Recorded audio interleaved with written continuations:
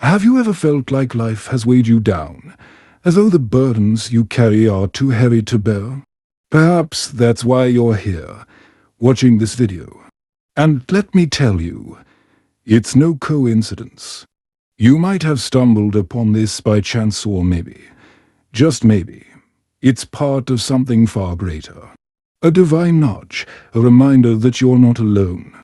In Surah Al-Baqarah, Allah reminds us, Allah does not burden a soul beyond its capacity. Have you ever truly reflected on what this means for you? Could it be that every difficulty you've faced, every tear you've shed, was measured precisely not to harm you, but to help you? Today, let's walk through this verse together. Let's explore what it means to face trials as a Muslim. Not just to endure them, but to embrace them, to see them as opportunities to grow closer to Allah. And as we journey through this video, I invite you to reflect deeply. What are the burdens you're carrying, and what might Allah be trying to teach you through them? Allah does not burden a soul beyond its capacity. Surah Al-Baqarah 286. Have you ever stopped to think about the weight of these words? This is not just a statement. It's a promise, a divine assurance, a reminder that every trial you face, no matter how heavy it feels, is within your ability to endure. Maybe it was a loss, a failure, or a struggle that seemed insurmountable. Did you ever wonder, why me? Why now? This verse speaks directly to you, to every heart that feels the weight of trials. Allah, in His infinite wisdom, knows you better than you know yourself. He measures your burdens precisely not to crush you, but to mold you.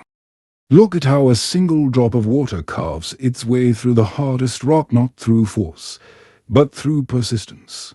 That water isn't stronger than the stone, yet it prevails. Could it be that our trials are like that drop of water, shaping us in ways we cannot yet see?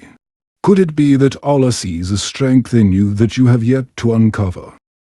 Think about how a parent nurtures their child. When the child stumbles while learning to walk, does the parent scold them? No, they encourage them, guide them, and sometimes let them fall not out of neglect, but out of love. Now, ask yourself, if our Creator loves us far more than a parent loves their child, how can our trials be anything but a means of growth? Surah Al-Baqarah 286 doesn't just tell us about our trials.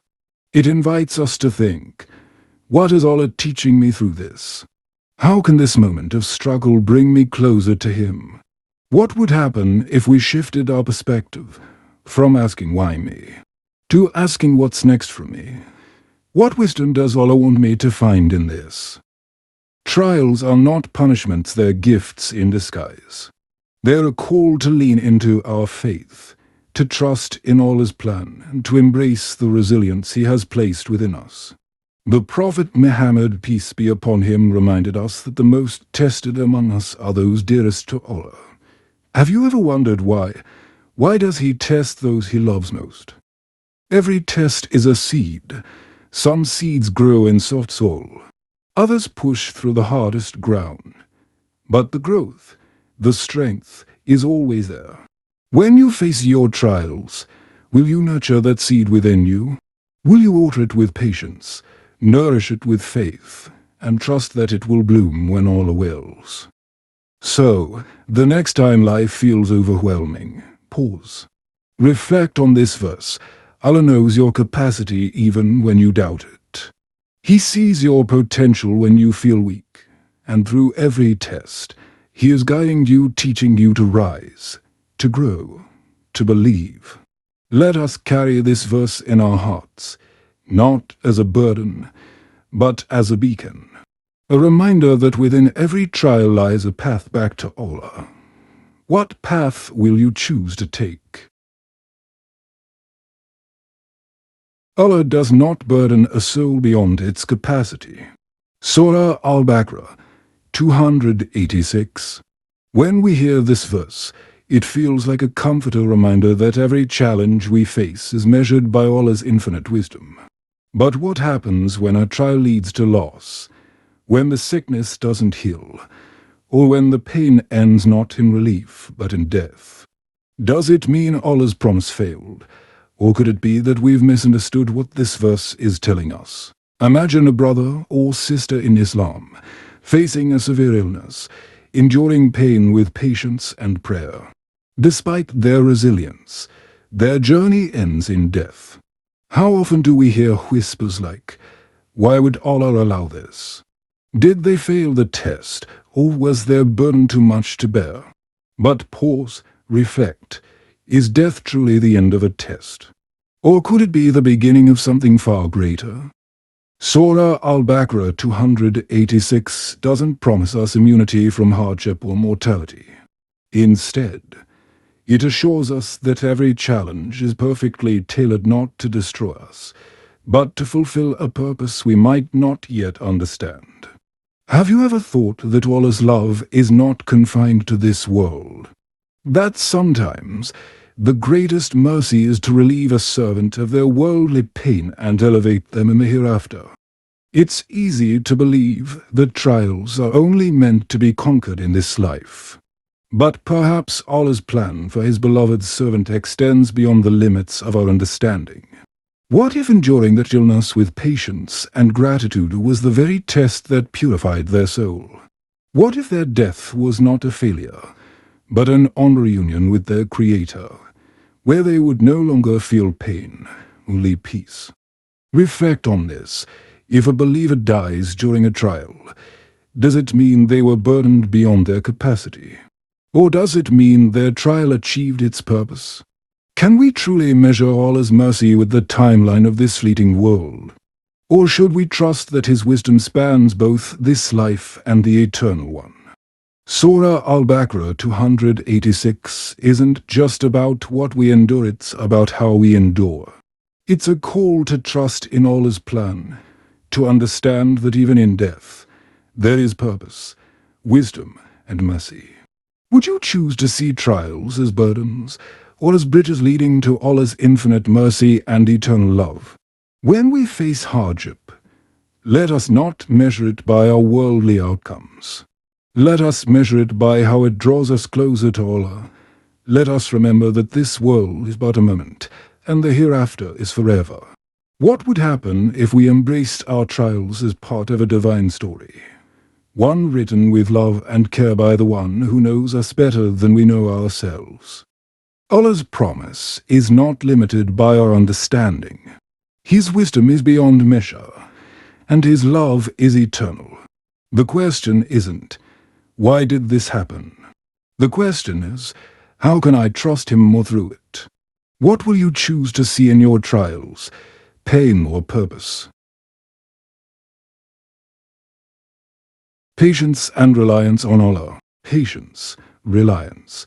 These words carry so much weight, yet in the midst of trials, how often do we feel their true power?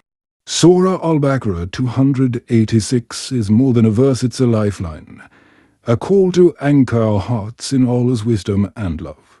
When life tests you, how do you respond? Do you see the trial as an obstacle or an opportunity? Patience is not simply enduring pain, it's trusting that every challenge has a purpose, even when we cannot see it. Allah, in His mercy, has assured us He will not burden us beyond what we can bear. But have we ever asked ourselves, what does it truly mean to bear a burden with patience? Patience is the quiet strength of the believer. It is not just waiting for the storm to pass, it's finding peace amidst the storm, knowing that every drop of rain is sent by the one who loves you most. Have you ever thought about how patience transforms a trial? Could it be that the act of trusting Allah in your darkest moment is what brings light to your soul? And what about reliance on Allah? Tawakkul. It's not about giving up. It's about letting go. It's about surrendering your worries, your fears, your pain, and placing them in the hands of the one who holds all things. When you rely on Allah, you're not saying, I'm weak. You're saying, I trust that my strength comes from Him. Have you ever seen a bird flying through the sky, trusting that it will find its sustenance? The Prophet Muhammad, peace be upon him, said, if you relied upon Allah with true reliance, He would provide for you as He provides for the birds. They go out hungry in the morning and return full in the evening.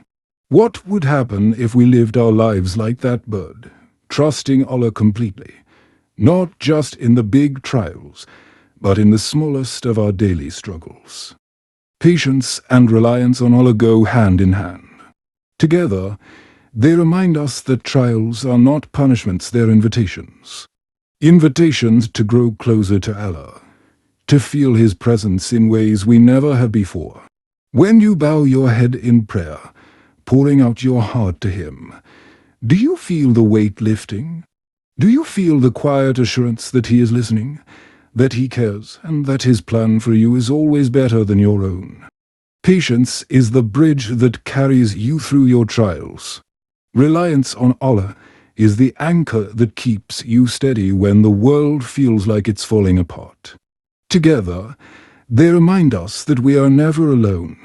Every moment of patience, every act of reliance, is a testament to your faith that grows stronger with every trial you face.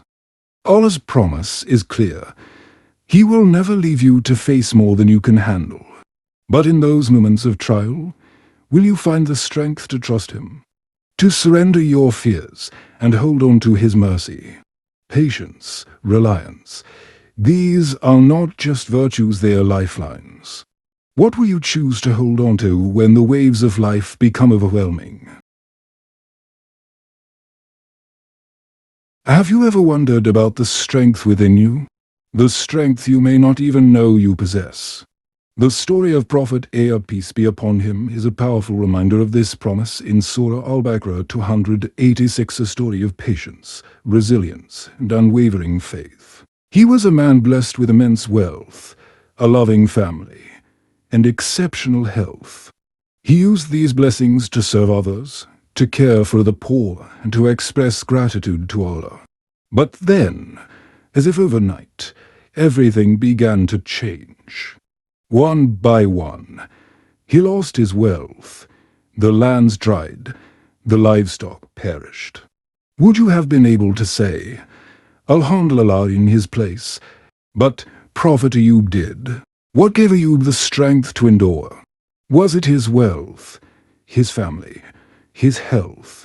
No, it was his unwavering belief in Allah's mercy. He did not curse his situation or question, why me? Instead, he made a dua so humble, so sincere. Indeed, adversity has touched me, and you are the most merciful of the merciful. Surah Al-Anbiya 83. Have you ever prayed like this in your darkest hour? Through it all, Ayub was not entirely alone. His wife Ramah stood by him, working tirelessly to care for him. Even as the world turned away, they turned to Allah together. Does this make you wonder, who do you rely on in times of hardship? And more importantly, do you rely on Allah as Ayub did? After years of trial, Allah commanded Ayub to strike the ground with his foot. A spring of water emerged pure and healing. His health was restored, his wealth was multiplied, and his family was blessed anew. But why did Allah wait so long to relieve his suffering? Could it be that Ayub's patience was a testimony to the strength Allah had placed within him? Could it be that his unwavering faith was meant to inspire generations of believers? The story of Ayub is more than a tale of loss and recovery. It's a testament to the promise of Surah Al-Baqarah 286. Allah does not burden a soul beyond what it can bear, but what does it mean to truly bear a burden? Does it mean complaining, losing hope, or does it mean trusting that every trial has a purpose, even when we can't see it? Perhaps you are facing your own trial right now. Maybe it feels heavy, unbearable even. But if you believe in this verse, Do you also believe that Allah knows your strength better than you do? What if this trial is not meant to break you, but to rebuild you, to bring you closer to Him? The trials of this world are temporary, but the lessons they leave behind are eternal. Prophet Ayub, peace be upon him, patience wasn't just his strength, it was his legacy. So, the next time you face a challenge, remember the promise of Allah. Remember Prophet Ayub, peace be upon him. And ask yourself, what will my patience say about my faith? It's not a coincidence that you watched this video today. Perhaps it was Allah's way of reminding you that the burdens you carry, the trials you face, are not without purpose. Reflect on the story of Prophet Ayub, peace be upon him. His wealth, his family, his health, everything was taken from him. Yet he never lost his trust in Allah. He never stopped turning to his Creator with patience and humility. What about you? What trials has Allah placed in your life? And how have they shaped your heart, your faith, your connection to Him?